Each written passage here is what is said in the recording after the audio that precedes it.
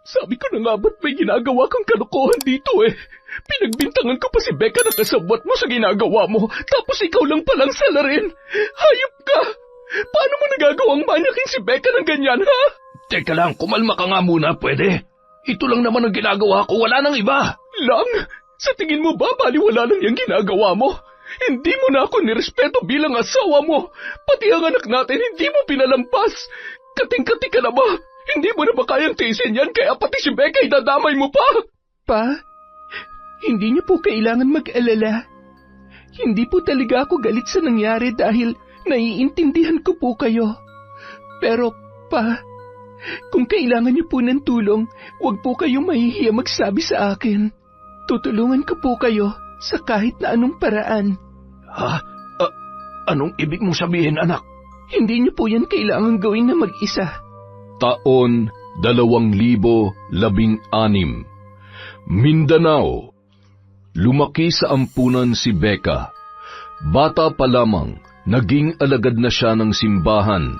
Naging miyembro rin siya ng choir doon. Nang makapag-aral ay parati pa rin siyang nagsisilbi sa simbahan, kaya marami ang tuwang-tuwa sa kanya. Ngunit yon ay dahil na rin sa impluwensya ng mag-asawa na umampun sa kanya. Wala ni isang anak sina Felisa at Rufo. Pareho kasing baog ang mag-asawa kaya hindi sila makabuo. Kaya naman, mula ng kupkupin ay buong-buo ang atensyon na ibinibigay ng mag-asawa sa naturang dalaga. Pinag-aral nila si Becca sa pribadong eskwelahan. Ibinigay lahat ng kanyang gusto at sinuklian naman niya yon sa pamamagitan ng matataas na marka at pagiging masunurin sa mga umampun sa kanya. Ngunit lingid sa kaalaman ni Felisa, may nangyayari sa loob ng bahay nila na tanging sina Becca at Rufo lamang ang nakakaalam.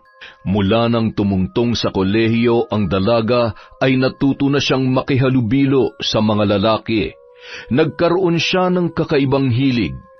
Halos buwan-buwan siyang nagpapalit ng nobyo at lahat ng yun ay matindi ang pagkahumaling sa kanya.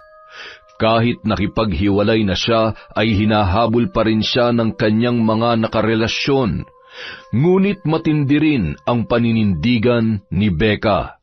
Sa sandaling makipaghiwalay ang dalaga ay hindi na siya muli pang nakikipagbalikan sa kanyang dating nobyo. Nangyari ang lahat ng yun mula nang matutunan niya kay Rufo ang panggagayuma. Gamit ang isang pabango na gawa sa hindi kilalang bulaklak at mga ugat ng halamang gamot, nagagawa niyang akitin ang sinumang kanyang matitipuhan. Ngunit hindi lamang yon ang itinuro sa kanya ng kanyang kinikilalang ama na si Rufo. Pa, saan po ba tayo pupunta? Malalaman mo rin mamaya. Malapit na tayo. Si Papa talaga, pasuspense pa. Mas maganda kasi kung saka mo na lang malalaman kapag nandun na tayo. Sigurado ako na matutuwa ka. May bago ba kayong ituturo sa akin, Pa? Parang ganun na nga. Excited na po ako, Pa. Huminto ang minamanehong sasakyan ni Rufo sa tapat ng isang luma at abandonadong bahay. Unang tingin pa lamang ni Becca, nagkaroon na siya ng ideya na pagmamay-ari yon ng mga yumaunang kamag-anak ng kanyang kinikilalang ama dahil sa nabasa niyang apelyido na nakaukit sa pinto. Excited ka na ba sa mangyayari ngayon, ha? Opo, pero matanong ko lang, kanino pong bahay ito? Sa Lola Carmen ko. Madalas ako rito nung binata pa ako dahil palagi akong kinukulit ni Lola na dalawin siya. Sa katunayan nga, hindi na namin nailibing ang mga abo ni Lola kaya hanggang ngayon, nandito pa rin yun. Ha? Talaga po? Pwede pala yun, Pa? Hindi, pero wala na kami nagawa dahil nung pinaglalamayan pa namin siya matapos i-cremate ang katawan niya, nagkaroon ng malakas na lindol. Nabasag yung urn niya kaya kumalat na lang yung abo ni Lola. Tapos yung binagsakan pa mismo ay yung parte ng sahig na nag-crack sa lakas ng lindol. Mula noon, hindi na namin ipinalinis tong bahay. Hindi na rin pinatirhan. Ipinaubaya na lang namin sa ala-ala ni Lola Carmen. Ngayon lang po ako nakarinig ng ganyang kwento, Pa. Ibig sabihin po pala, never iniwan ng lola niyo tong bahay? Oo, kaya hanggang ngayon, nandito pa rin siya. Madalas pa rin akong pumupunta rito pero dahil parte ka na rin ng pamilya ko, sa tingin ko, hindi na ako mag-iisa sa pagdalaw dito sa susunod. Tama po kayo dyan pa. Mukhang magugustuhan ka po dito. Hindi ka ba natatakot kahit mukhang haunted house na tong pinasok natin? Bakit naman po ako matatakot? Kasama ko naman po kayo ni Lola Carmen. Baka nga nakangiti pa siya ngayon dahil masaya siya na i-welcome ako dito. Masaya siya na nandito ka, anak. Halika, dadalhin kita sa kwarto ni Lola. Ipinakita ni Rufo kay Becca ang kwarto ng kanyang Lola Carmen nung yun ay nabubuhay pa. Kumpleto pa rin ang mga gamit doon kahit halos mabalot na ng alikabok at halos matakpan na rin ng mga agiw sa tagal ng abandonado ng bahay na yun. Maya-maya pa, nagawi si Becca sa tapat ng isang malaking aparador. Binuksan niya yon at mula roon ay nakita niya ang bilog na salamin na halos kasing laki lamang ng kanyang ulo. Sa tabi noon ay may mga kandilang mukhang hindi pa nasisindihan, ngunit ang pinaka nakaagaw pansin sa kanya ay ang itim na libro. Walang nakasulat sa pabalot, ngunit may nakaukit doon na simbolo. Kinapa niya ang pabalat noon na puno ng alikabok at hinaplos ng mga daliri ang simbolo na tila nag-uudyok sa kanya na buklatin yon at tingnan ang anumang nilalaman ng libro. Maya-maya pa, lumapit sa kanya ang kanyang ama-amahan. Nanatili sila roon ng ilang sandali para ituro ng lalaki ang paraan ng pambabarang na natutunan niya kay Lola Carmen. Tuwang-tuwa naman si Becca at walang alinlangan niyang itinaya ang kanyang kaluluwa para sa kaalamang yun. Mula ngayon, ito na ang magiging proteksyon mo. Walang sino man makakapanakit sa'yo. Ano man pagpapahirap ang gawin sa'yo, kayang-kaya mo nang ibalik sa kanila. At maaaring higit pa, Becca. Mula nung araw na yun, naging mas matapang na si Becca at naging mas malakas pa ang kanyang loob na gawin ang mga bagay na hindi niya pa nagagawa. Na-enjoy niya ang nakukuhang atensyon mula sa mga kalalakihan. Bagamat hindi naman niya pinapatulan ang ibang pumoporma sa kanya, madalas na may babaeng sumusugod para siya ay kumprontahin. May mga pagkakataon din na nasasaktan siya ng mga yon, kaya hindi siya pumapayag na hindi niya magagantihan ang sinuman na mananakit sa kanya. Mabilis na lumipas ang mga taon. Naging gabay ni Becca ang kakayahang itinuro sa kanya ni Rufo. Nagagawa niya ang lahat ng kanyang gusto, ngunit mahigpit na bilin ng ama-amahan na huwag niyang aabusuhin ang kanyang kakayahan. Baka raw kasi pagdating ng panahon na kailanganin niyang gamitin ay mawalan na yon ng bisa. Yun ay dahil kahit ang pakikipagkasundo sa demonyo ay mayroon ding limitasyon. Unang beses na ginamit ni Becca ang pambabarang ay nang sugurin siya ng asawa ng kanyang katrabaho na matagal nang nahuhumaling sa kanya. Wala siyang kaalam-alam na lihim na pala siyang kinukunan ng litrato at mga video na halos masilipan na siya sa iba't ibang anggulo. Kalalabas pa lamang niya ng kumpanyang pinapasukan nang bigla na lamang siyang sugurin ng isang babae. Hindi siya nakapaghanda kaya hindi niya naiwasan ang pagsabunot noon. Hindi pa man siya nakakabawi sa nangyari ay isinubsob pa ng babae ang kanyang muka sa semento. Dahilan para tuluyan niya na yung patulan. Ngunit kahit nakabawi na siya ay hindi pa siya nakontento. Bago umuwi, dumiretso siya sa lumang bahay ni Lola Carmen para magsagawa ng sagradong ritual. Sa tindi ng galit ni Becca, hindi niya akalain na mapapatay niya ang asawa ng kanyang katrabaho. Gustuhin man niyang bawiin ang kinahinatnan ng nangyari, ay huli na ang lahat.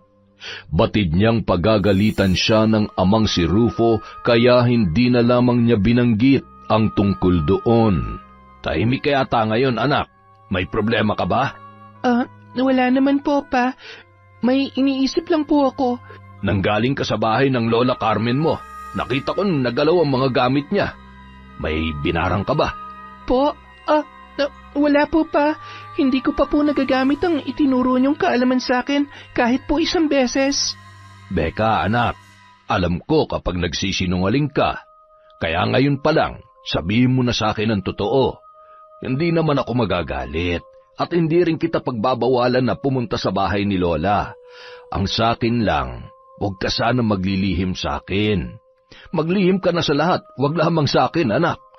Paano kita magagabayan kung wala akong alam sa mga ginagawa mo? Pasensya na po kayo, Pa. Akala ko kasi magagalit kayo kapag nalaman niyong may binarang ako dahil sa galit ko eh. Hindi na po ako nakatiis eh. Ipinahiya niya ako sa harap ng maraming tao kahit na wala naman akong ginagawang masama sa kanya. Eh, tama lang ang ginawa mo. Kailangan mo siyang bigyan ng leksyon. Huwag mo na isipin yon. Ang mahalaga, hindi mo siya napatay sa ginawa mo. Hinayaan mo lang siya na pagbayaran ang ginawa niya sa'yo. Tama ba ako, anak? Napayuko na lamang si Becca dahil hindi alam ng kanyang ama-amahan na nakapatay siya sa unang paggamit pa lamang ng itim na kapangyarihan. Nanatili yung lihim at para sa pag-iingat ay hindi na muna siya gumamit noon. Tanging ang panggagayuma lamang ni Becca ang nagpatuloy. Hanggang sa hindi inaasahan ay nabighani sa kanya ang kapatid ng kanilang alkalde. Sumali siya sa isang beauty pageant sa kanilang barangay. Nang manalo siya roon ay siya ang inilaban sa iba pang barangay. Sa patimpalak na yon, nakuha niya ang atensyon ni Emilio na isa sa nakuhang hurado.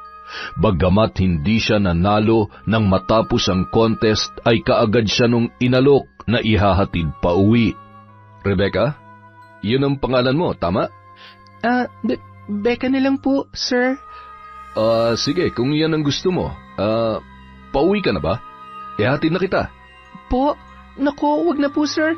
Nakakahiya naman po sa inyo, tsaka malayo po yung lugar namin. Hindi ba mas dapat kitang ihatid? Delikado sa daan. Susunduin naman po ako ni Papa mamaya. Kung papayag kang ihatid kita, makakapagpahinga pa ang tatay mo. Huwag ka mag-alala, hindi naman ako masamang tao. Tsaka kilala mo na ako. Kapatid ako ng mayor dito. Kuya niya ako kaya safe ka sa akin. Kung gusto mo, magpaalam ka muna sa tatay mo at sabihin mo sa kanya na ako ang kasama mo. Para kung sakaling may mangyari, alam nila kung sino hahabulin nila. Sige na nga po, sir. Ite-text ko na lang po si Papa para hindi niya na ako sunduin. Matapos magpaalam sa ama, sumama na si Becca kay Emilio. Palagay naman agad ang loob niya sa lalaki kahit na yun pa lamang ang unang beses na sila ay nagkakilala. Marami agad yung ikinuwento sa kanya.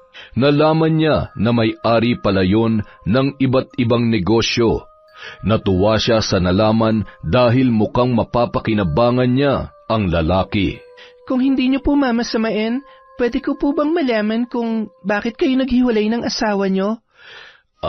Madalas na kasi kaming hindi nagkakasundo sa mga bagay-bagay eh. Kaya, ayun, nagpasya na lang kami na maghiwalay na lang. Paano po yung mga anak ninyo? Malalaki na rin naman ang mga anak namin. Nasa Chicago sila. Doon na sila nakatira. Matagal ko na rin hindi nakakasama yung mga yon. Ibig niyong sabihin, yung asawa niyo at yung mga anak niyo, lahat po sila nasa Chicago? Oo, kaya ako lang ang nasa bahay ngayon. Kapag nakatungtong ka ron, baka hindi mo na gustuhin umuwi. Sabihan mo lang ako kung interested ka. Parang nakakahiya naman po kung basta na lamang ako pupunta sa bahay niyo. Nako, hindi ka naman basta pupunta ron. Ako mismo magsasama sa'yo at susunduin pa kita sa inyo. Sige po, kapag ka po nagkaroon ako ng panahon. Siya nga pala, huwag ka nang mangupo sa akin, pwede? Alam kong malayo ang diferensya ng edad natin, pero hindi kasi ako komportable pag nangungupo sa akin ang kausap ko eh. Ganun po ba? Ay, ganun ba? Sige, hindi na ako mangungupo mula ngayon. Yan, ganyan nga. Mas maganda yan pakinggan. Doon na nagsimulang maging malapit sa isa't isa sina Becca at Emilio. Natuwa siya dahil hindi niya na kinailangan pa na gumamit ng gayuma. Mula nang dalhin siya ng lalaki sa bahay noon ay nasundan pa yon ng nasundan hanggang sa halos doon na tumira ang dalaga. Niligawan siya ni Emilio at agad niya namang sinagot ang lalaki sa kabila ng pagtutol ng kanyang mga magulang. Ngunit nang sumama ang loob sa kanya ng ama-amahan ay nakaisip siya ng solusyon sa problema. Pa, pwede ba tayo mag-usap? Saka na tayo mag-usap kapag nakipaghiwalay ka na dun sa Emilio na yon. Nakipaghiwalay na po ako sa kanya. Talaga? Opo, syempre hindi ko naman po kaya na sumama ang loob niyo sa akin. Mas mahalaga ka sa akin pa. Ano naman ang sabi niya? Pumayag ba siya na basta-basta ka nalang makipaghiwalay? Baka mamaya kung ano pang gawin niya dahil sa pakikipaghiwalay mo, makapangyarihan ang pamilya nila. Hindi niya po gagawin yon. Maayos naman po kami nag-usap eh. Mabuti naman kung ganon. Basta ipangako mo sa akin na hindi ka na makikipag-ugnayan sa lalaking yon, ha? Makipagrelasyon ka na sa iba, wag lamang sa kanya. Bakit po? Magkaaway po ba kayo ni Emilio? Schoolmate ko siya noon at isa siya sa mga nambubuli sa akin. Hanggang ngayon, taglay niya pa rin ang kayabangan pinakita niya nung nag-aaral pa kami kaya kahit kailan, hindi ko siya magugustuhan para sa'yo. Doon pa lamang lubos na naunawaan ni Becca ang dahilan kung bakit ganoon na lamang kaayaw ng kanyang ama-amahan kay Emilio. Ngunit kahit alam niya na ang tungkol doon ay hindi pa rin siya nakipaghiwalay sa lalaki. Nakiusap na lamang siya na itago ang kanilang relasyon. Mukhang pabor din naman yon kay Emilio dahil ayaw noon na maging usap-usapan sila, lalo na't may balak na rin yung pumasok sa politika sa susunod na eleksyon. Mula nang sagutin ni Becca ang lalaki, tila nagbuhay reyna na rin siya sa bahay noon. Nagagawa na niya mag-utos sa mga kasambahay at nabibili na rin niya anuman ang kanyang gustuhin gamit ang pera ng kanyang nobyo. Tuwing nagtatanong ang kanyang mga magulang, sinasabi niya na lamang na regalo yun sa kanya ng mayayaman niyang manliligaw. Ngunit kung nagagawa niya mapaniwala si Rufo, kabaliktaran naman ang kanyang inang si Felisa. Sabi ng tatay mo, nakipaghiwalay ka na raw kay Emilio. Opo, Ma. Alam ko naman po kasi na ayaw niyo sa kanya. Paano mo siya napapayag na hiwalayan ka ng ganun-ganun na lamang? Sinabi ko lang po na may iba na akong nagugustuhan. Hindi yun basta-basta tatanggapin ni Emilio. Paano niyo naman po nasabi yan? Kilala niyo rin po ba siya? Oo, dahil isa rin ako sa mga nakarelasyon niya nung high school. Talaga po? Wow, ang galing naman. Ibig po palang sabihin, pareho kayo ni na Papa ng school noon? Oo, at isa rin ako sa mga dahilan ng hindi nila pagkakaunawaan. Nabuli niya si Rufo dahil alam ni Emilio na magkaibigan kami. Pinagselosa niya ang tatay mo. Kaya kung iniisip mo makipagrelasyon pa rin kay Emilio, pag-isipan mo na mabuti dahil hindi mo alam ang takbo ng utak niya. Sinabi ko naman po sa kanya na hindi kami bagay sa isa't isa, kaya napapayag ko siya na maghiwalay kami. Naiintindihan niya naman po yon, Ma. Kaya wag na po kayo mag-alala. Hindi po ako gagawa ng ikakasama ng loob niyo ni Papa. Sana nga, Becca. Sana nga.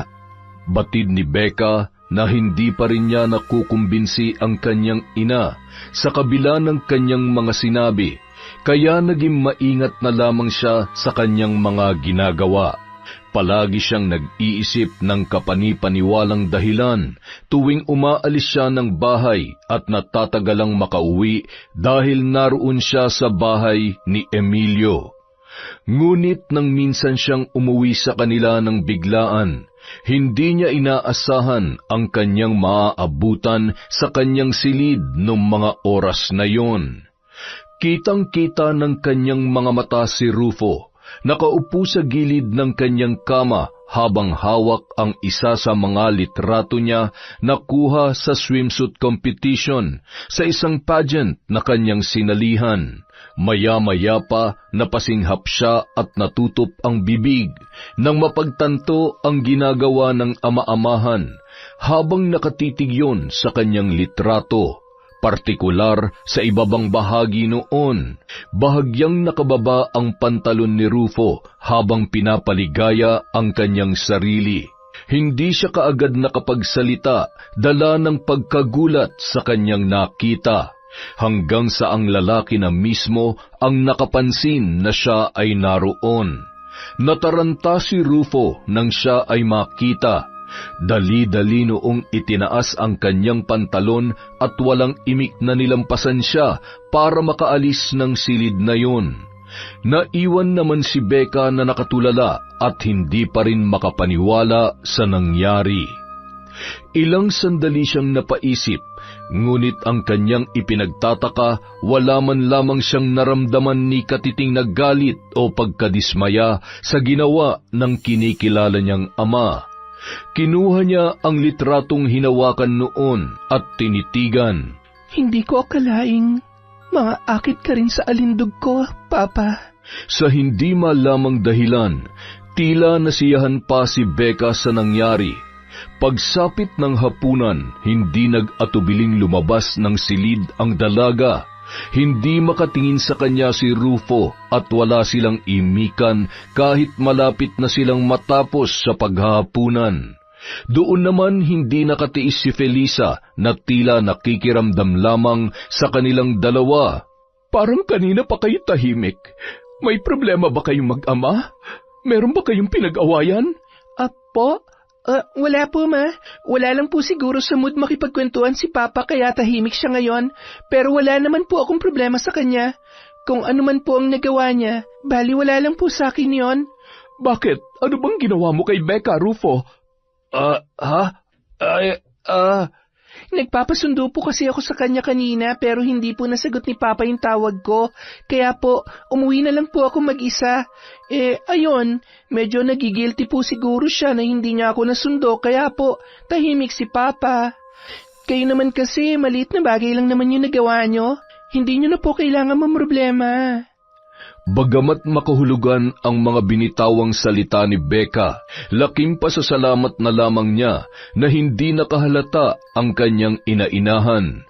Wala pa rin yung alam sa nangyari sa kanyang silid at tanging sila lamang ni Rufo ang nakakaalam.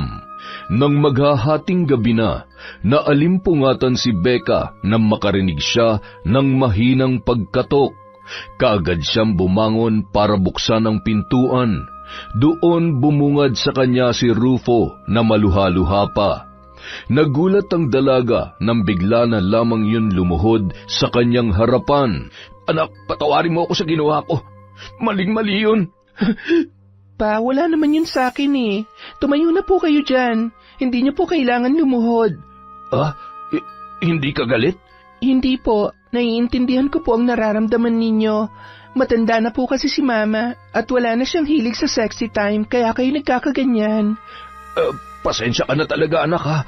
Kung ikaw pang ginamit ko para makaraos ako, hindi ko kasi kayang sumiping sa ibang babae. Hindi yung kaya ng konsensya ko. Pero pa, panloloko pa rin naman ang ginagawa nyo. Siguradong sasama ang loob ni Mama kapag nalaman niya na lihim nyo kung pinagnanasaan.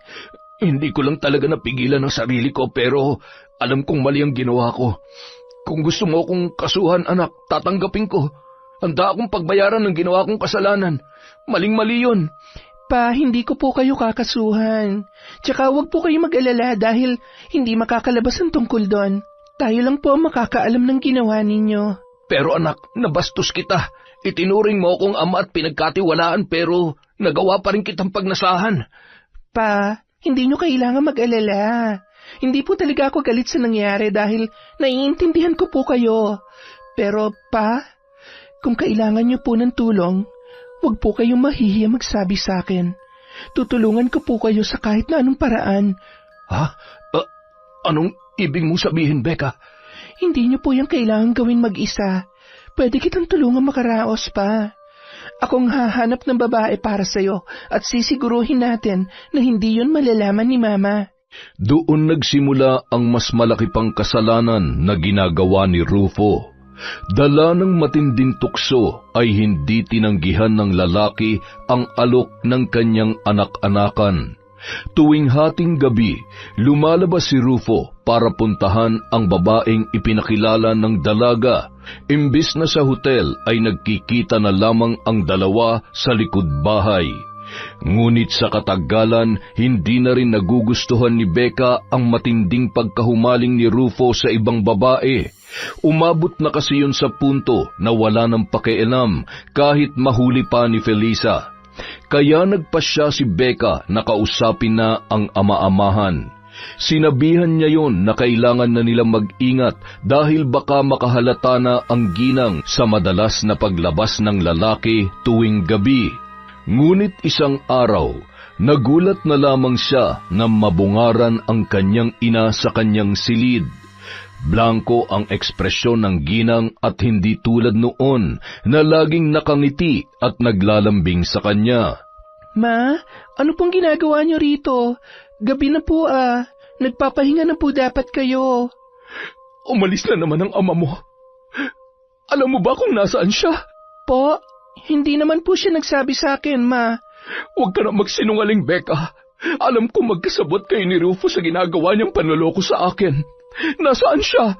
Ma, huwag niyo naman akong inaakusahan ng ganyan. Kung may ginagawang kalokohan si Papa, hindi ko siya kukonsintihin. Mahal ko po kayo, alam niyo po yan. Kung ganoon, bakit laging sinasabi ng ama mo na may lakad kayong dalawa tuwing umaalis siya? O baka naman kayo talaga magkasama? Magsabi ka sa akin ng totoo. May nangyayari ba rito na hindi ko alam? Ma, wala po. Bakit po ba kayo nag-iisip ng ganyan? Mama naman mataas po ang respeto ko sa inyo ni Papa. Malabo yung sinasabi ninyo. Totoo na may lakad kami ni Papa dahil pinapasyal niya ako. Kumakain kami sa labas at binibilhan niya ako ng gamit. Di ba ginagawa niya naman po yun kahit noon pa? Kaya wag niyo naman po sanang pag-isipan na masama ang simpleng pagbabanding namin ni Papa. Pasensya ka na, anak. Kung ano-ano na kasing pumapasok sa isip ko Masyado na akong napapraning tuwing umaalis ang papa mo. Nagbago na siya. Hindi na siya ang asawang nakasama ko sa loob ng maraming taon. Ngayon lang siya naging ganito, Becca. Gusto niyo po ba kausapin ko siya? Tatanungin ko si Papa kung anong problema para magkaayos na po kayo. Hindi naman kami magkaaway, anak. Nararamdaman ko lang na parang nanlalamig na siya sa akin.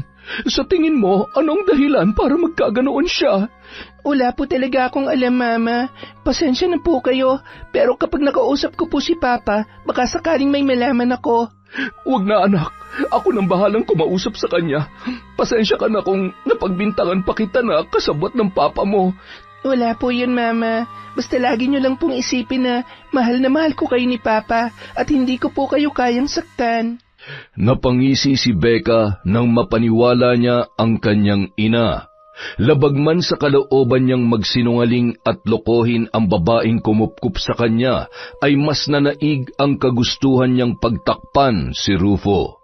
Dahil madalas na rin si Becca sa bahay ng kanyang nobyo, nakakalabas-masok siya roon kahit wala ang lalaki.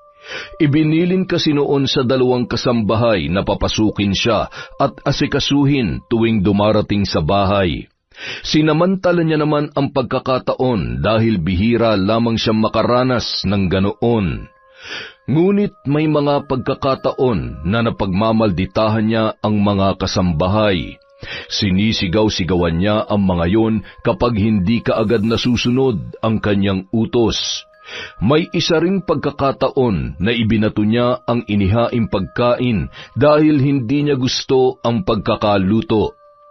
Batid ni Becca na nagtitimpi lamang sa kanya ang mga kasambahay at natatakot na magsumbong sa amo dahil sa posibilidad na mawalan ng trabaho. Isa pa, masyadong kilala at makapangyarihan sa lugar na yon ang pamilya ni na Emilio. Mayor ang kapatid niyang lalaki, congressman ang panganay na kapatid, at gobernador naman ang kanilang ama. Sino mang magkaroon ng atraso sa mga yon ay nalalagay sa alanganin. Tuwing naroon naman si Emilio ay maayos ang pakikitungo ni Becca sa mga kasambahay. Bumabalik siya sa pagiging mahinhin at mahiyaing dalaga na nakilala ng lalaki. Malayong malayo yon sa ugali na ipinapakita niya kapag wala roon ang kanyang nobyo. Gabi na nang makauwi si Emilio.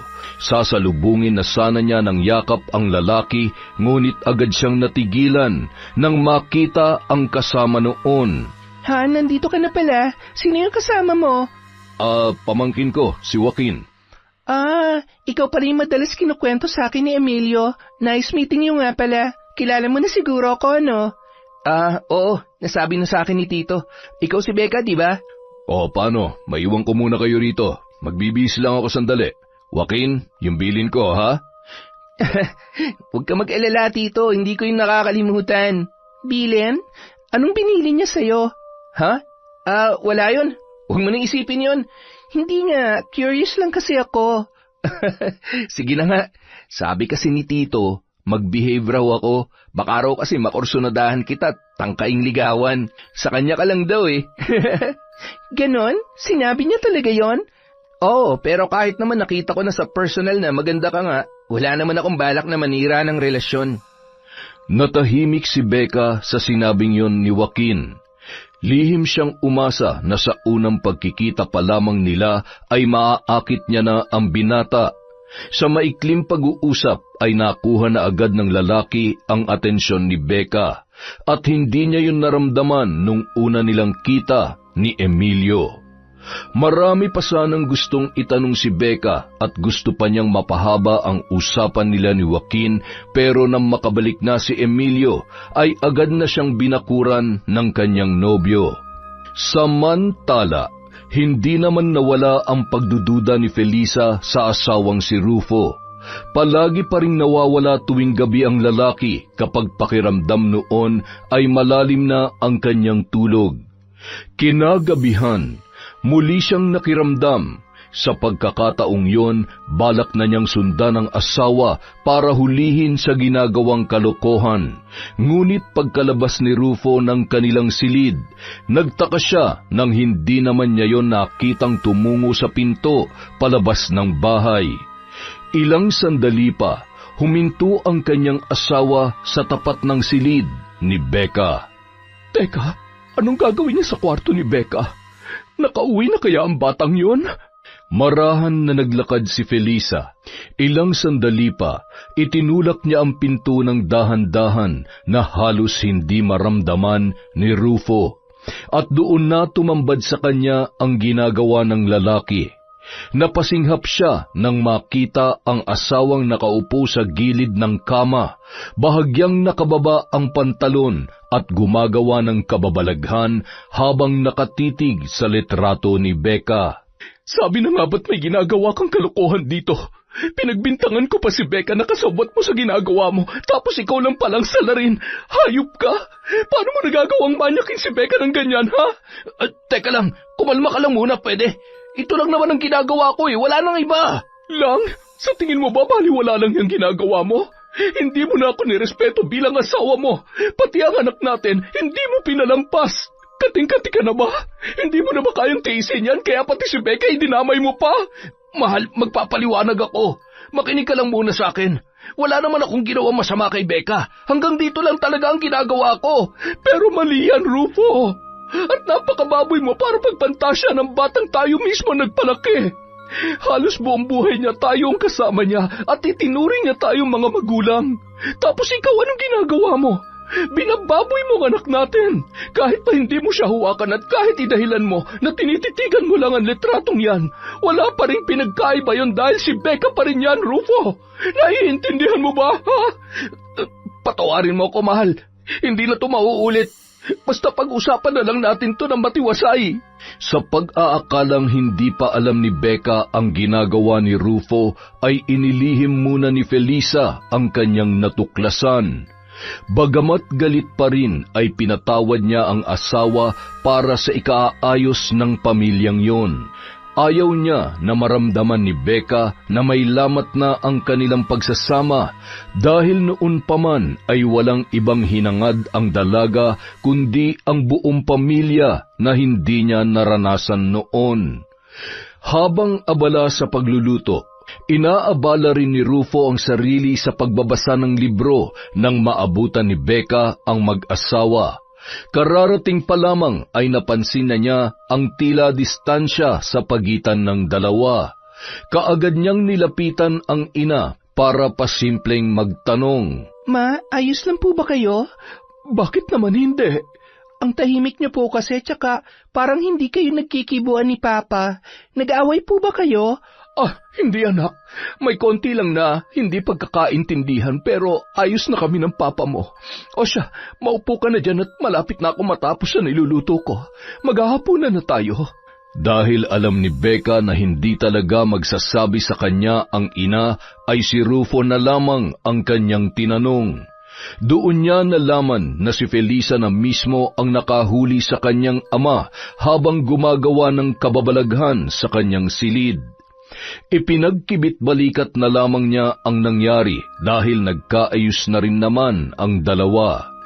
Sa muli namang pagkikita ni Becca at Joaquin, mas lalo siyang naging interesado sa binata, lalo na nang malaman niya na matagal nang walang nobya ang lalaki.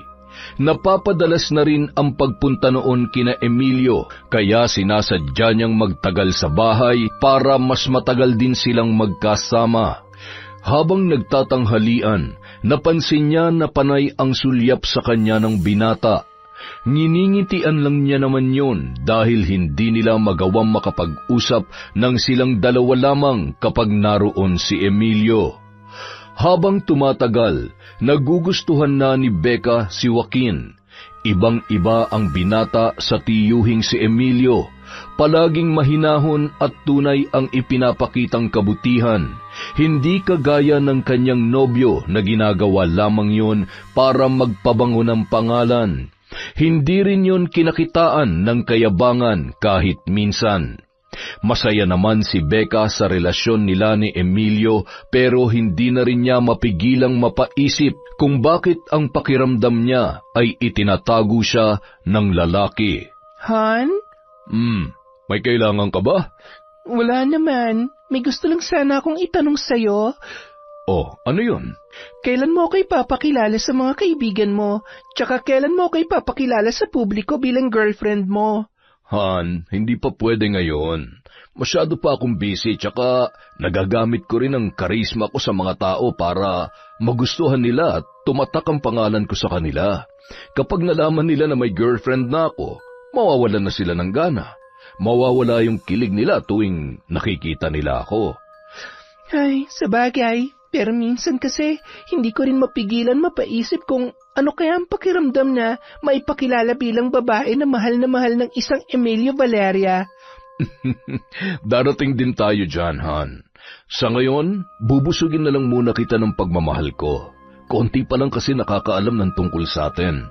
Kala ko kasi tinatago mo lang talaga ako kasi may iba ka pang babae. Babae? Mukha ba akong babaero? Ibig kong sabihin, naiintindihan ko naman na magandang lalaki ako, pero loyal ang puso ko sa'yo. Ikaw lang ang babae sa buhay ko, Han. Bahagyang napangyuwi si Emilio matapos yung sabihin sa dalaga. Batid niyang puro lamang kasinungalingan ang mga sinasabi niya para manatili yon sa kanya. Hindi niya maamin na hindi pa siya hiwalay sa asawang si Camila na kasama ng kanyang mga anak sa Chicago dahil tiyak na makikipaghiwalay sa kanya ang babae. Sa edad ni Becca ay madali pa yung matukso at madali ring maakit ng mga mas bata sa kanya, kaya sinisilaw na lamang niya sa karangyaan na kanyang ibinibigay. Araw ng linggo, nalaman ni Becca na muling pupunta si Joaquin sa bahay ni Emilio, kaya doon na siya natulog para mapaghandaan ang pagdating ng binata. Ngunit lingid sa kaalaman niya, sinundan siya ng kanyang amang si Rufo at nakitang doon siya nagtungo sa bahay ng kinamumuhiang lalaki. Nagngingit-ngit ang kalooban ni Rufo sa kanyang natuklasan, ngunit nagpasya siya na hindi na lamang banggitin kay Felisa ang nalaman dahil tiyak na kagagalitan noon ang dalaga at baka paghigpitan pa. Gayunpaman, hindi niya rin kayang hayaan na maloko ni Emilio ang kanilang kaisa-isang anak. Samantala, Nang makarating si Joaquin sa bahay ng kanyang tiyuhin, kaagad na naghanda ng inumin si Becca para sa binata. Lingid sa kaalaman ng lalaki, sinadya niyang ihanda ang inuming yon na hinaluan niya ng likido na ginagamit niya sa panggagayuma. Tingnan ko lang kung hindi ka pa mabaliw sa pagkahumaling mo sa akin. Matapos mong inumin to, sigurado akong gagawin mong lahat para makuha mong atensyon at pagmamahal ko. Joaquin, inom ka muna. Ako nagtimpla niyan. Hinanda ko talaga yan para sa'yo. Salamat nag-abala ka pa. Pero mamaya ko na lang iinumin. Hihintayin ko muna si Tito Emilio. Habang nag-uusap ang dalawa, biglang lumapit kay Becca ang isa sa mga kasambahay para sabihin na may bisita si Emilio. Nagtaka siya dahil wala namang ibinilin sa kanya ang nobyo na may iba pang darating nung araw na yon bukod kay Joaquin. Nang bumukas ang pinto, nanlaki ang kanyang mga mata nang tumambad sa paningin niya ang amang si Rufo. Nakagat ni Becca ang pang-ibabang labi nang makita ang kanyang ama. Naging mailap ang kanyang mga mata. Nag-iisip siya ng idadahilan pero wala na siyang oras. Nahuli na siya sa akto na naroon sa bahay ni Emilio, kaya mahihirapan na siya na makalusot. Tumayo siya ng tuwid at painosenteng hinarap ang kanyang ama. Pa, pupunta pala kayo rito ngayon? Sana sinabi niyo para nakapaghanda ako para sa inyo. Hindi mo ko kailangan ipaghanda. Gusto lang kitang makita, anak. Gusto niyo po ba ng kape? Magpapatimpla ako. Hindi na. Ayos na sa akin yung juice na hinanda mo para sa bisita mo. Ayos lang ba kung hihingin ko na lang yan? Uhaw na kasi ako eh. Opo, wala pong problema. Heto po, sa inyo na po ito. Nanlaki ang mga mata ni Becca nang mabilis na iniabot ni Joaquin kay Rufo ang kanyang tinimplang juice. Aagawin niya sana yon pero huli na ang lahat. Napaawang ang labi ni Becca nang lagukin ng kanyang ama-amahan ang laman ng baso. Sunod-sunod siyang napalunok at pinagpawisan ng malamig dahil sa nangyari. Oh, Becca, ayos ka lang ba? Namumutla ka. Ha? Oo, ayos lang ako. Medyo mainit lang. Halos hindi makapagsalita si Becca ng mga sandaling yun dahil sa pagkabigla sa nangyari. Habang nakikipag-usap si Rufo kay Joaquin ay nakatulala na lamang siya sa mga yun. Ilang sandali pa, dumako kay Becca ang tingin ni Rufo. Doon na siya biglang kinabahan. Mabilis ang epekto ng gayumang ginamit niya para kay Joaquin, kaya bago pa man may magawang kahihiyan ang ama-amahan, ay hinablot niya na yon sa braso at hinila palabas ng bahay. Hinabol sila ni Joaquin para pigilang umalis, pero hindi niya na pinansin ang binata. Becca, bakit ka ba nagmamadali? Nag-uusap pa kami ng kaibigan mo. Hindi ko siya kaibigan. Halika na pa, umuwi na tayo. Sige, kung yan ang gusto mo. Namiss kita, Becca. Miss na kita. Bakit ba kasi hindi ka nagsabi na haalis ka pala? Tsaka anong ginagawa mo sa bahay ni Emilio, ha? Palagi ako nandun dahil boyfriend ko si Emilio, okay? Wala naman ng dahilan para itago ko pa sa inyo ang totoo. Kung gusto niyo magalit, sige, magalit na kayo dahil... Bakit naman ako magagalit sa'yo? Mahal kita, Becca. Kahit anong gawin mo, ayos lang sa akin. Hindi ako magagalit. Kung inaalala mo mama mo, akong bahala sa kanya. Biset, para akong may kausap na adik. Hindi mo ba ako namimiss, ha? Nagtanong pa talaga. Ay, nakakainis naman. Kay Joaquin dapat yun eh. Siya sana kasama ko rito at hindi si... Ayoko nito. Ha? Alin ang ayaw mo? Wala. Halika na pa. Utang na loob, umuwi na tayo. Pag-uwi sa bahay ay kaagad na iniwasan ni Becca si Rufo. Tumakbo siya patungo sa kanyang silid para hindi makausap ang lalaki. Nagkulong siya roon hanggang gabi at hindi na rin sumabay sa paghahapunan kahit ilang beses na siyang tinatawag ni Felisa. Hindi niya alam kung paano haharapin ang nangyaring kapalpakan. Imbes na si Joaquin ang mahumaling sa kanya, ay nauwi pa sa tao na ni sa panaginip ay hindi niya mapagbibigyan kahit ano pa ang mangyari. Pag tinamaan ka nga naman talaga na magaling, oo. Bakit na ba kasi ininom yung juice? Alam na kaya? Ay, hindi pa nga siya tinatabla ng gayuma, may amats na siya sa akin eh. Ngayon pa kaya na mababaliw siya sa presensya ko. Hindi ko na alam ang gagawin ko. Napakatanga mo, Becca. Matapos maghapunan, nakarinig ng mahihinang katok si Becca. Hindi siya nagpatinag mula sa kinahihigaan dahil batid niya kung sino ang nasa likod ng pintuan. Ngunit hindi rin tumigil ang pagkatok ni Rufo. Lihim na napamura ang dalaga. Kapag binuksan niya ang pinto, hindi niya alam kung ano ang maaaring magawa sa kanya ng lalaki.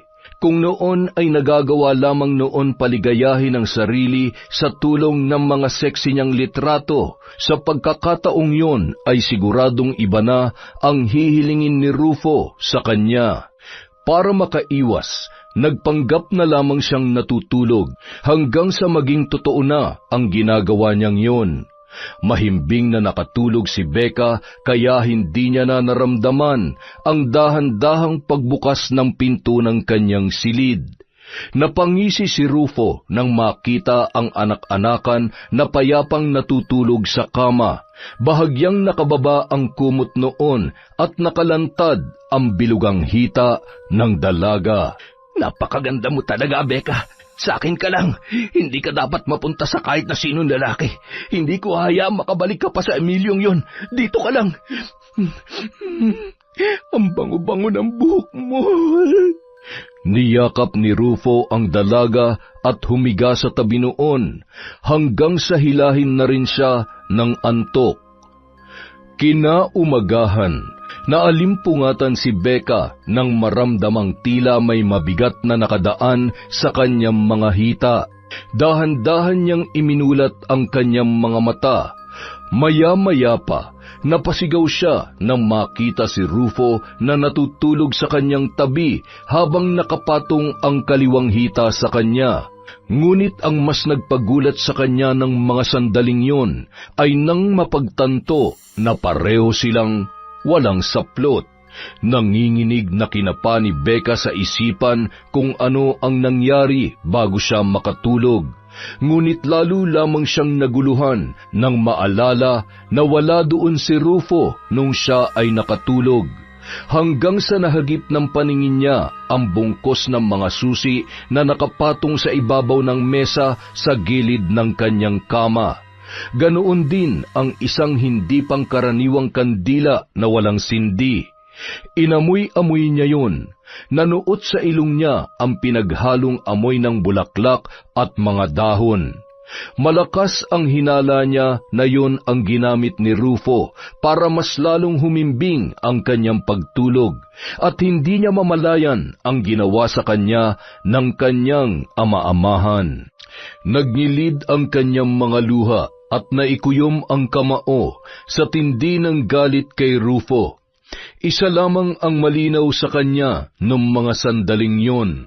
Pinagsamantalahan siya ng kinikilala niyang ama at hindi na siya ligtas pa doon. Bago pa man yun magising ay tahimik niyang inayos ang kanyang mga gamit. Maingat siyang lumabas ng silid, dala ang bag na naglalaman ng mga importante niyang kagamitan, pati na rin ang pera at mga alahas na ibinigay sa kanya ni Emilio. Aalis na ako at hindi na ako babalik sa bahay na ito. Hindi ko nagugustuhin pa makasama ang hayop na Rufong yon. Pagdating ni Becca sa bahay ni Emilio, ay kaagad na bumuhos ang kanyang mga luha. Nang maabutan doon si Joaquin. Ano nangyari? Bakit ka umiiyak? Pinalayas na ako sa amin. Wala na akong ibang matutuloyan. Kailangan mong kausapin si Tito para matulungan ka niya. Pero teka, bakit ka naman palalayasin ng mga magulang mo? Di ba nag-iisang anak ka lang nila? Hindi nila gusto mga ginagawa ko. Ayaw nila na nagpapageant ako at ayaw pa nila akong payagan na magkaroon ng boyfriend sa edad kong ito. Ha? Matanda ka na para magdesisyon para sa sarili mo. Yun na nga eh. Pero hindi nila ako pinakikinggan. Gusto nila sila lang palagi ang masusunod dahil sila ang magulang. Kausapin mo na lang sila ulit kapag kaya mo na silang harapin. Pero sa ngayon, palamigin mo na lang muna ang sitwasyon. Kaya lang, hindi talaga ako sigurado kung papayag si Tito na dito ka na talaga titira. Bakit? May tinatago ba siya sa akin? Ha? Hindi. Hindi naman yun ang ibig kong sabihin. Madalas kasi itong pinupuntahan ng mga kakilala niya. Baka magtaka sila kapag nakita ka rito. Bakit ba parang pakiramdam ko tinatago talaga ako ng tito mo? May alam ka ba na hindi mo sinasabi sa akin? Sa tingin ko, si Tito dapat ang kausapin mo. Ayoko siyang pangunahan at ayoko ring manghimasok sa relasyon ninyong dalawa. Sa sinabing yon ni Joaquin, muling nabuhay ang pagdududa ni Becca sa kanyang nobyo. Pakiramdam niya noon ay marami pa siyang hindi alam tungkol kay Emilio, kaya naman nang sila ay magkaharap, hindi niya na pinalagpas pa ang pagkakataon. Ano? Bakit ka umalis sa inyo? Hindi ko na kaya manatili pa sa bahay. Baka sa susunod hindi mo na ako makita ulit. Ibig sabihin, dito mo na planong tumira? Ganun na nga. Okay lang naman sa'yo, di ba? Wala naman sanang problema, pero madalas kasi rito mga kakilala ko eh. May mga katungkulan din sila, yung iba taga-media pa. Kapag nakita ka nila, baka magawa nila ako ng issue. Makakasira yun para sa pagtakbo ko sa darating na eleksyon. Puro eleksyon na lang ba talagang iisipin mo? Kala ko ba mahal mo ako? Mahal kita, pero pwede naman kitang bilhan na lang ng kondo para... Ayoko ng kondo! Ditong gusto ko kasama mo! Ay, pwede ba? Huwag naman matigas ang ulo mo. Binibigay ko naman ang lahat ng gusto mo, kaya huwag mo akong pahirapan, please. Paano naging mahirap yon? Pwede naman ako magtago kapag nandito yung mga kakilala mo, ha? Hindi mo kasi naiintindihan eh. Eh di ipaintindi mo sa akin. Ganun lang naman yun kasimple. Maliban na lang kung ikinakahiya mo ako sa mga kakilala mo o baka naman may iba ka pang babae kaya tinatago mo lang ako. Ilan ba kami, ha? Bakit ka ba nagkakaganyan? Akala ko naiintindihan mo ko kaya ang amo-amo mo sa akin. Tapos ngayon, nagdududa ka lang pala? Gusto ko lang naman na ipakilala mo ko eh. Pero sige, kung hindi pa talaga pwede, maghihintay ako. Basta hayaan mo lang ako na manatili rito sa bahay mo, kahit 1 linggo lang bago mo ako hanapan ng malilipatan. O sige, 1 linggo lang ha? Hindi na pwede mas matagal pa ron. Gaya ng napagkasunduan, tumira si Becca sa bahay ni Emilio. Nakailang tawag na sa kanya sina Felisa at Rufo, pero ni isa sa mga yon ay hindi niya sinagot. Nagbilin na rin siya sa mga kasambahay at security guard na huwag ipapaalam sa mga magulang niya na doon siya tumutuloy sakaling magawi ang mga yon. Lingid sa kanyang kaalaman, naging ugat na yon ng mas malalim pang hindi pagkakaunawaan sa pagitan ng kanyang mga magulang. Bakit ka ba nagkakaganyan? Kanina ka pa hanap ng hanap kay Becca. Wala ka ng ibang bukang bibig kundi si Becca. Ayaw nga tayo makausap ng batang yon, hindi mo ba naiintindihan? At hindi na ako magtataka kung ikaw ang dahilan ng pag-alis niya. Tumahimik ka. Mahal ko si Becca. Gusto ko siya makita at makasama. Para akong mababaliw kapag hindi ko alam kung nasaan siya. Masyado ka nang nahuhumaling sa kanya. Hanapin natin siya, Felisa. Gustong-gusto ko na siya makita. Akin lamang siya. Hindi siya pwede mapunta sa ibang lalaki. Baliw ka na. Ano ba nangyari sa'yo, ha? Tuloy ka na ba nasiraan ng ulo? Kilabutan ka naman sa mga sinasabi mo. Ikaw ang kikilabutan sa akin kung hindi mo ititikom yung bibig mo. Mahal ko si Becca at akin lang siya. Tigilan mo na yung kabaliwan mo. Hindi kayo pwede ni Becca. Yan ang itatak mo dyan sa utak mo. Hindi nagustuhan ni Rufo ang mga binitawang salita ni Felisa. Sa galit ng lalaki ay hindi no napigilan ang sarili at nasaktan ang kanyang asawa. Sinubukang makiusap ng ginang ngunit tila bingi at manhid na si Rufo nung mga sandaling yon. Wala nang ibang nasa isip kundi ang makuha si Becca. Napuno ng pasa ang muka at ibang parte ng katawan ni Felisa dahil sa pananakit ni Rufo. Nang akmang aalis na ang asawa para hanapin ang dalaga, sinikap niyang tumayo para pigilan yon. Ngunit pinagtatadyakan siya ng lalaki hanggang sa manikip ang kanyang dibdib at tuluyan na magdilim ang kanyang paningin. Samantala, kasarapan noon ng paliligo ni Becca sa malawak na pool sa bahay ni Emilio, nang tila may kumagat sa kanyang binti. Napatili siya at dali-daling umahon sa tubig. Kaagad niyang tiningnan ang parte ng binti kung saan mayroong kumagat sa kanya. Ngunit nang masuri niya yon ay wala naman siyang nakita na kahit ano. Pero ang ipinagtataka ng dalaga, mabilis na namula ang parting yon at kumalat pa sa buo niyang binti. Maya-maya pa, nakaramdam siya ng matinding pangangati. Halos makamot niya na ang buong katawan, ngunit hindi pa rin yon nababawasan. Lalo lamang lumala ang pangangati na animoy nagmumula sa loob ng kanyang katawan. Naging mas mariin ang bawat kamot niya sa kanyang balat. Dahil mahaba rin ang kanyang kuko ay halos bumaon na yon sa makinis niyang balat, na isa sa kinababaliwan sa kanya ng mga lalaki na nakakatipo sa dalaga.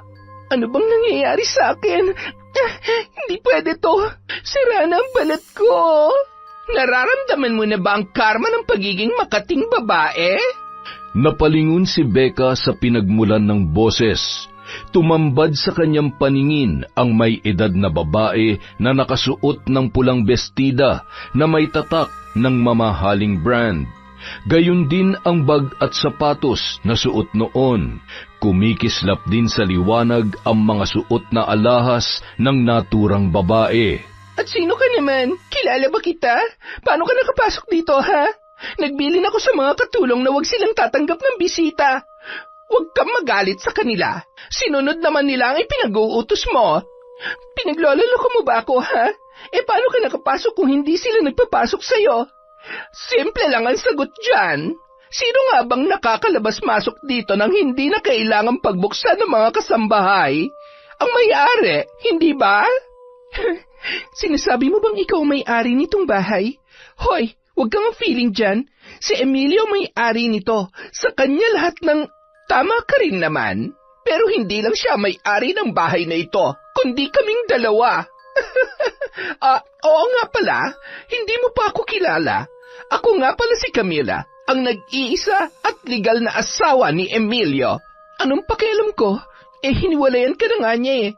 Isa lang ang ibig sabihin nun, hiniwalayan ka kasi nabubulok ka na. Kesa naman sa'yo na nalalamog na. Hindi ka ba naaawa sa sarili mo? Inuuto ka lang at pinaglalaroan ng asawa ko. Hindi kami hiwalay. Kailangan ko lang samahan ng mga bata sa Chicago. Kung wala pang nakapagsabi sa akin na may ibinabahay ng kabit si Emilio, hindi pa sana ako uuwi ngayon. Hindi ako kabit. Hiwalay na kayo ni Emilio at ako na ang mahal niya. Hindi ikaw. Huwag kang ang ilusyonada. Kahit kailan, wala ka magiging karapatan sa asawa ko dahil ako lang ang legal na asawa niya. Kaya tigilan mo na yung kahibangan mo at bumalik ka na sa pinanggalingan mong malandi ka. Kahit isinampal na kay Becca ang katotohanan, hirap pa rin siyang paniwalaan yun. Ngunit maliwanag pa sa sikat ng araw na ang babaeng kaharap niya ay ang legal na asawa ni Emilio. Pinatunayan yon ng mga kasambahay at ng security guard. Para siyang basang sisiw ng kaladkarin ng gwardya palabas ng bahay, na tanging dalawang manipis na tela lamang ang saplot sa katawan. Napaluha si Becca sa nangyari sa kanya. Kahit ang mga personal niyang gamit ay hindi niya na nakuha dahil pinagpilitan ni Camila na pera nilang mag-asawa ang ipinambili ng mga yon. Akala ni Becca doon na matatapos ang kamalasan niya nung araw na yon. Ngunit habang nakatayo siya sa labas ng gate, sa pagbabaka sakaling makakauwi ng maaga si Emilio, ay may ibang sumalubong sa kanya. Becca, bakit nandito ka sa labas? Tsaka bakit may mga sugat ka? Pa? Halika, isuot mo tong jacket ko. Nanginginig ka sa lamig. Wala nang nagawa pa si Becca nang igiya siya ni Rufo sa nakahintong sasakyan. Wala na siyang mapagpipilian noong mga sandaling yun dahil nakaagaw na rin siya ng atensyon sa mga dumaraan sa parting yon ng subdivision. Inusisa siya ng ama-amahan kung ano ang nangyari, lalo na sa kanyang balat, ngunit ni isang salita ay wala siyang nasabi. Pagdating ni Becca sa bahay ay sumalubong agad sa kanya ang matinding katahimikan. Inilibot niya ang paningin doon, ngunit ni Anino ng inang si Felisa ay hindi niya nakita. Pa, nasaan si Mama? Umalis. Makikipagkita raw sa mga kumare niya. Anong oras kaya siya uuwi? Bakit ba ang nanay mo agad ang hinahanap mo ako nandito? Magbihis ka na para magamot ko yung mga sugat mo. Pero, Pa... Sundin mo na lang ang sinasabi ko. Wag na wag mo akong gagalitin kung ayaw mo matulad ka sa mama mo. Ano pong ibig niyo sabihin, Pa? Anong ginawa niyo kay Mama? Wag mo nang alamin kung gusto mo pang makatulog na mahimbing. Pero sabi niyo umalis siya. Isang salita pa mula dyan sa bibig mo. Wag mo na siyang hanapin dahil tayong dalawa lang ang dapat na nandito. Sagabal lang siya sa ating dalawa. Kailangan kita masolo para makabuo na tayo na sarili nating pamilya. Bumuhos ang mga luha ni Becca sa sinabing yon ni Rufo. Wala na ang malambing at maunawaing ama na nagpalaki sa kanya. Para na yung estranghero sa kanyang paningin nung mga sandaling yon. Sa takot na masaktan ay patakbo siyang nagtungo sa kanyang silid at nagpasyang magkulong na lamang doon. Inilak niya ng mabuti ang pinto at hinarangan pa ng lamesa para makasiguro na hindi makakapasok ang kanyang ama-amahan. Habang nagpapalit ng damit, sumigid ang matinding kirot sa kanyang mga sugat, dala ng matinding pagkakamot. Maya-maya pa, nanlaki ang mga mata niya nang may mapansin siya sa mga sugat na tila napakabilis mamaga. Ano yung gumagalaw? Tinitigan niya yon ng mabuti. Ilang sandali pa, nagsitayuan ang kanyang mga balahibo nang unti-unting lumabas ang katawan ng maliliit na uod sa kanyang mga sugat. Kitang-kita ng kanyang mga mata ang tila pagtibok ng mga umbok sa kanyang balat dahil sa mga uod na animoy nag-uunahang makalabas sa pamamagitan ng kanyang mga sugat. Malakas siyang napatili. Pinilit niyang alisin ang mga naturang uod, kung saan-saan niya ikinuskos ang iba't ibang parte ng katawan na binahayan na ng mga yon, hanggang sa hindi niya namamalayan na lumalaki na ang mga sugat at lumalala na rin ang pamamaga. Nang hihinang napasandal sa pader si Becca habang patuloy ang pagtulo ng kanyang mga luha. Noon lamang niya naisip ang mga kasalanang kanyang nagawa. Yun na marahil ang karma niya sa pagsisinungaling. Nagsinungaling siya kay Emilio at sa kanyang mga magulang, lalong-lalo na sa napakabait niyang ina. Becca! Becca, buksan mo tong pinto! Lumabas ka dyan! Hindi! Dito lang ako! Hindi ko hayaang makalapit ka pa ulit sa akin, demonyo ka! Huwag ka na mag-inarte dyan! Alam kong gusto mo rin ako makasama. Sabik na ako sa iyo, Becca, kaya buksan mo na tong pinto! Nang hindi pa rin siya natinag, ay kinalampag na ni Rufo ang pintuan. Napaatras si Becca nang makita niya ang pagyanig noon dahil sa lakas ng lalaki. Gustuhin man niyang tumawag ng pulis ay hindi niya magawa dahil naiwan niya sa bahay ni Emilio ang kanyang cellphone.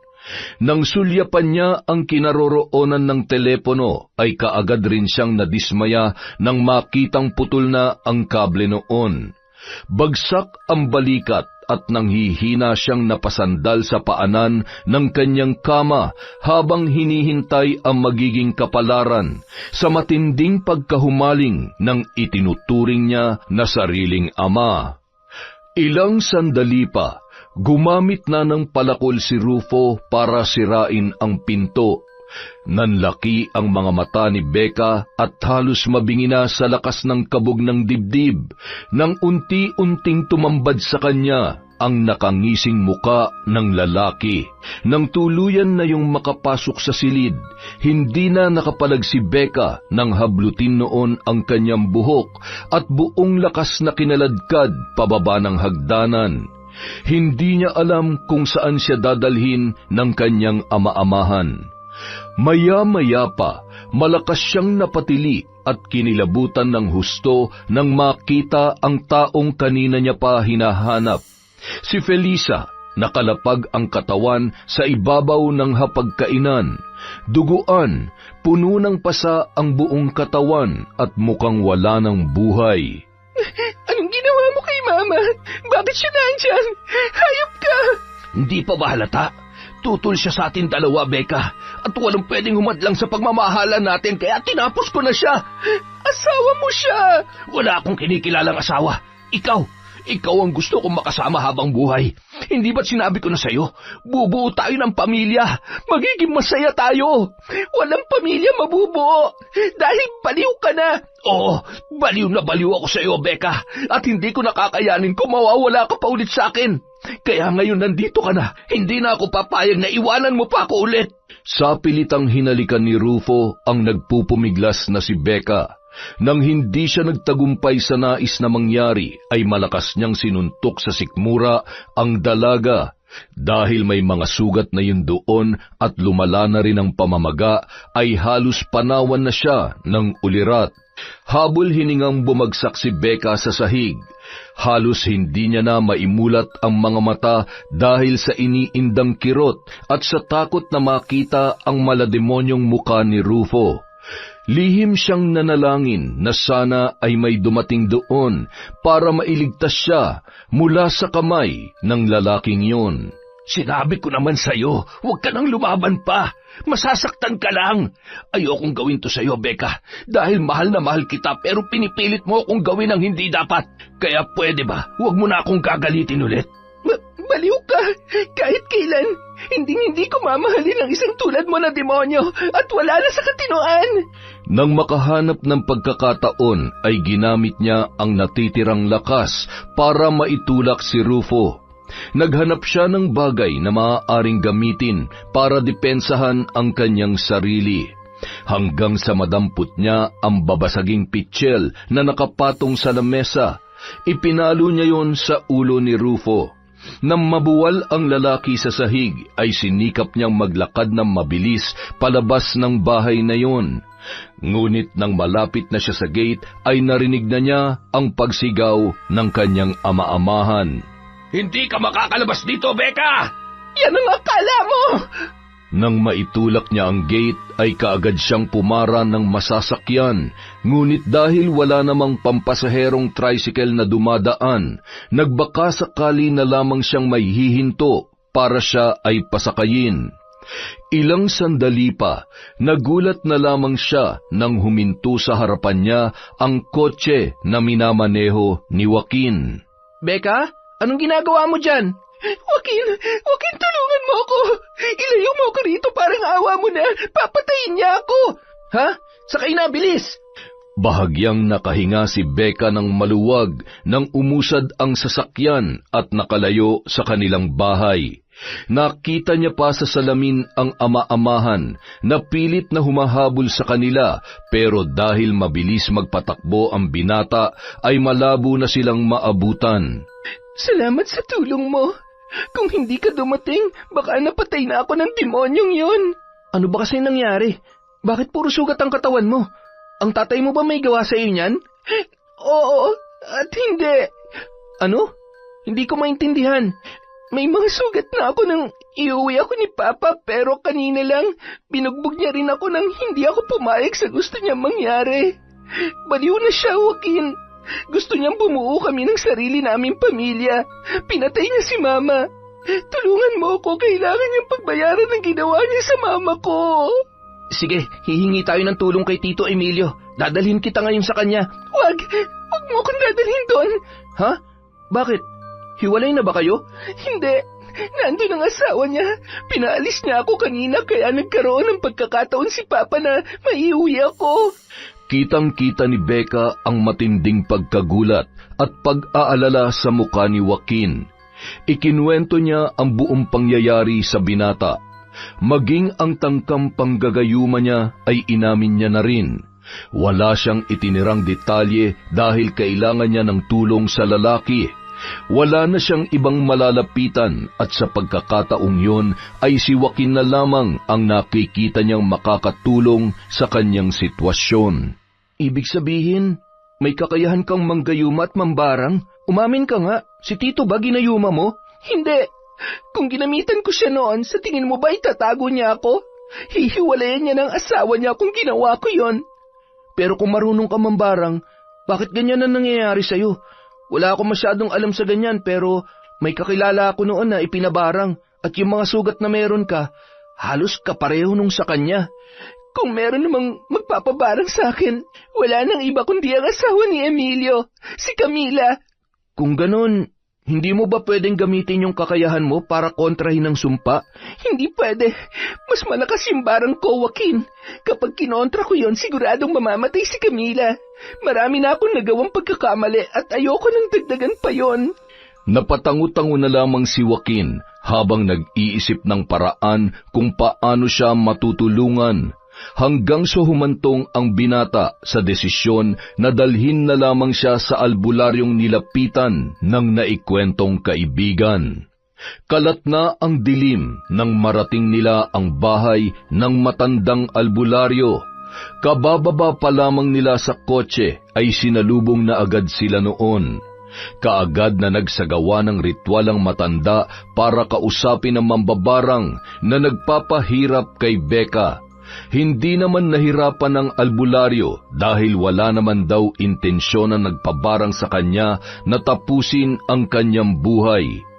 Matapos isuka ni Becca ang itim na likido, ay unti-unti nang bumuti ang kanyang pakiramdam.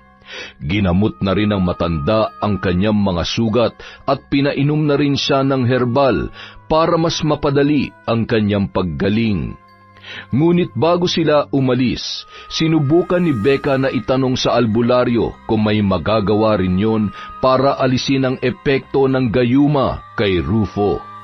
Natuwa siya nang malamang isa yon sa mga espesyal na kakayahan ng matandang albularyo.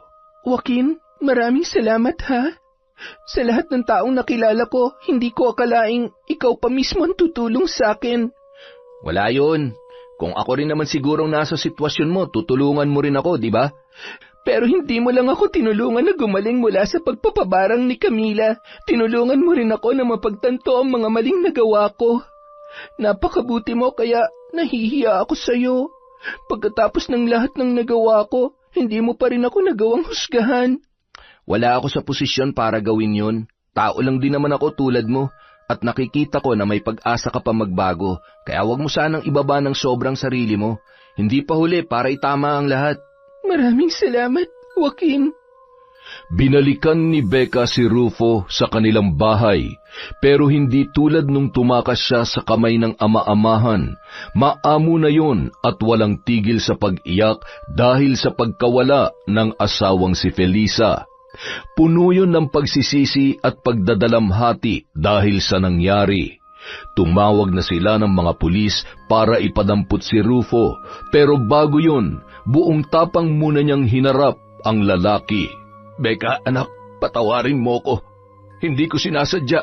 Hindi ko alam kung paano ko nagawang patayin ang mama mo, ang sarili kong asawa. Alam kong walang kapatawaran na nagawa ko, pero sana hindi mo ako kabuhian ng sobra, anak. Hindi ko kayo kayang patawarin sa ginawa niyo kay Mama. Pero gusto ko ring humingi ng tawad dahil alam ko sa sarili ko na may kasalanan din ako kaya kayo nagkaganyan.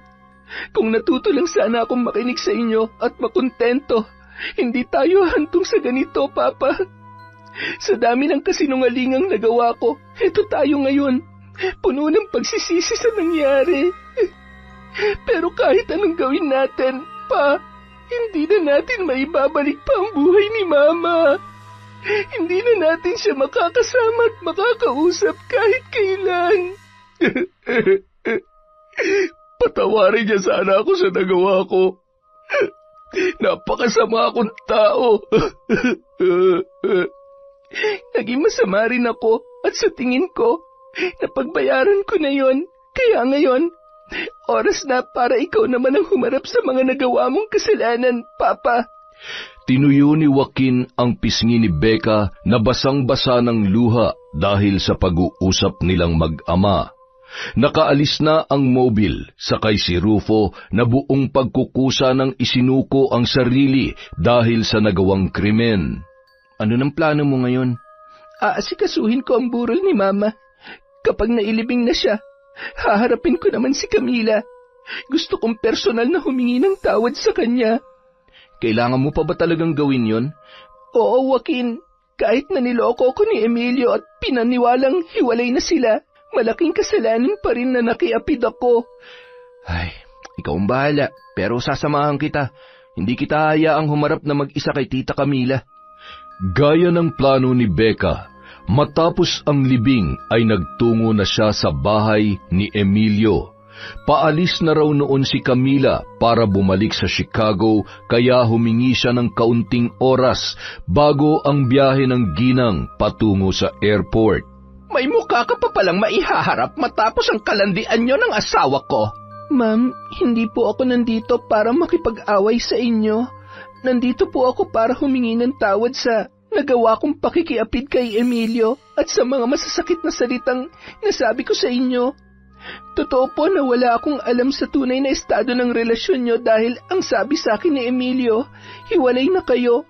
Aaminin ko po, natukso ko at nasilaw sa karangyaan na pwede niyang ibigay sa akin, kaya naging bulag at bingi ako. Hay, ayoko ng drama. Pinagbayaran mo na ang ginawa mo kaya tapusin na natin to rito. Pero sana, malinaw rin sa'yo na hindi ka na pwedeng bumalik pa sa bahay na ito. Ibinigay ko na kay Joaquin ang mga naiwan mong gamit. Kunin mo na lamang sa kanya. Salamat po, ma'am. Mag-iingat po kayo sa flight nyo.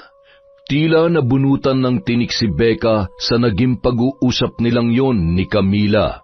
Mas magaan na ang pakiramdam niya dahil nakahingi na siya ng tawad.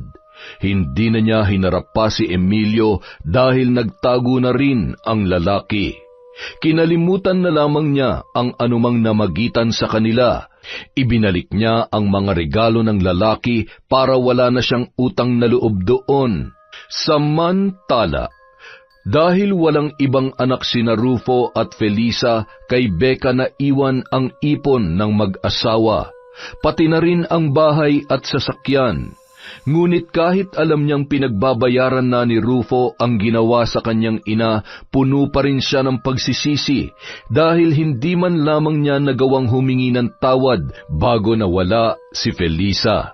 Kaya para makabawi, halos araw-araw niyang dinadalaw ang puntod ng ginang. Sigurado ko na napatawad ka na ng nanay mo. Hindi mo na kailangan dalhin pa ang bigat na nararamdaman mo, Becca. Palayain mo na rin ang sarili mo sa nangyari. Sigurado ko mas matutuwa siya kapag nakita niyang masaya ka kasabay ng pagbabago mo. Ang hirap kasing kalimutan, Joaquin. Wala man lamang ako nagawa para kay Mama.